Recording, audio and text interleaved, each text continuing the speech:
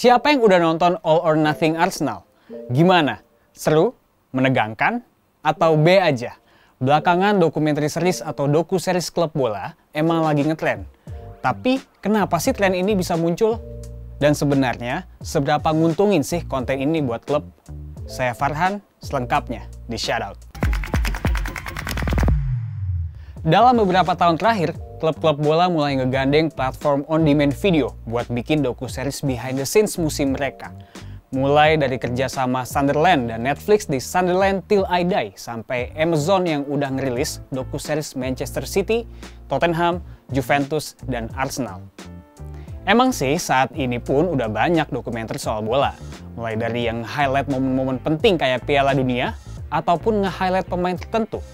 Pun sekarang makin banyak para pemain aktif yang ngebuat dokumenter tentang dirinya sendiri.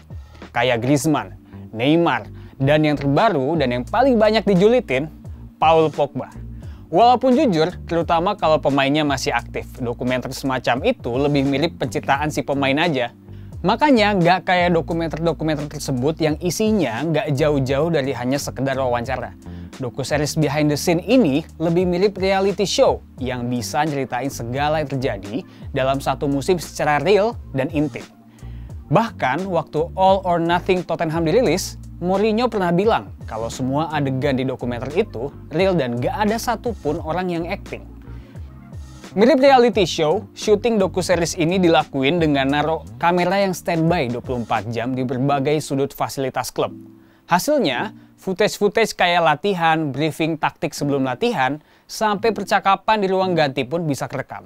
Gak jarang, atau bahkan emang disengaja. Doku-series tersebut juga nangkep momen-momen panas. Misalnya, kayak Pep yang marah-marah di ruang ganti, Danny Rose yang protes ke Jose Mourinho karena jarang dimainin, sampai Arteta yang literally ngegambar di tactical board buat motivasi pemain.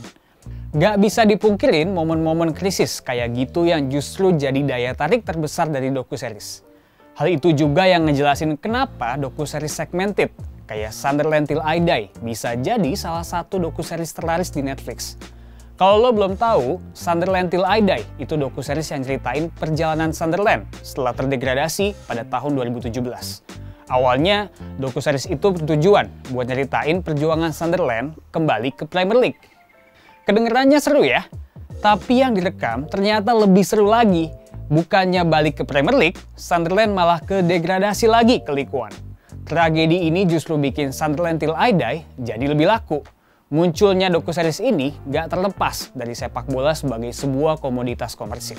Makanya klub selalu nyoba untuk maksimalin potensi keuntungan lewat berbagai aktivasi di luar pertandingan. Salah satunya lewat doku-series. Dalam hal ini, sebenarnya fans dan klub sama-sama diuntungin sama adanya doku-series. Fans yang haus sama tontonan bola tentu seneng disuguhin footage behind the scenes eksklusif. Mereka juga jadi punya cara untuk memahami lebih dekat sosok-sosok yang selama ini cuma mereka lihat lewat TV atau live streaming. Kapan lagi misalnya bisa dengerin obrolan Mourinho sama Dele Alli atau ngelihat Pep marah-marah ke pemain di ruang ganti. Dari segi klub, doku-series ini tentu jadi salah satu potensi pundi-pundi uang mereka. Arsenal sendiri dikabarkan mendapatkan sekitar 10 juta pound sterling setelah ngebiarin Amazon untuk merekam aktivitas behind the scene mereka.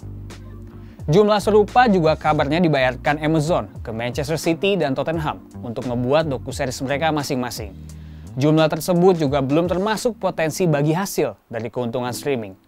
Selain keuntungan finansial tersebut, doku-series juga bisa jadi alat buat ngegait fans-fans baru. Entah di luar fans klub tersebut, atau bahkan fans yang awalnya nggak suka bola.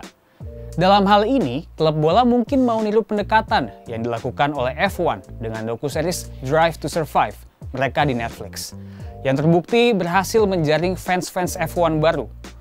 Berkat dokumenter tersebut juga, F1 berhasil ningkatin rata-rata penonton dari 554.000 per pertandingan pada tahun 2018. Atau saat Drive to Survive pertama kali dirilis, menjadi 927.000 per pertandingan pada 2021. Meski kedengeran menarik baik buat fans dan klub, nyatanya nggak sedikit juga pemain atau pelatih yang nggak begitu suka dengan pembuatan doku-series ini. Mantan pemain Sunderland, John O'Shea, bahkan bilang kalau dia yakin 99% dari pemain Sunderland gak setuju behind the scene musim mereka, apalagi dijadiin docuseries.